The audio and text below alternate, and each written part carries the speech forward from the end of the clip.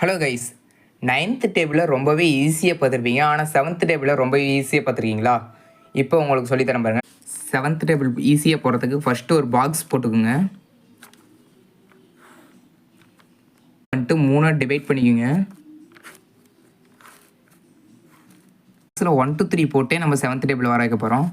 0 1 2 இந்த 2வை வந்துட்டு மறுபடியும் இங்கேயே போடணும். 2 3 4 இந்த 4 மறுபடியும் இங்கேயே போடணும். 4 5 6 இப்படி 0லேருந்து 1 to 3 போட்டாச்சு. இப்போ இங்கேருந்து 1 to 3 போகிறோம். 1 2 3 4 5 6 7 8 9 ஓகேவா? அவ்வளோதான் 7th டேபிள். ரொம்பவே ஈஸி. இதை பாருங்க, 7 14 21 28 35 42 49 56 63 7th டேபிள் ரொம்ப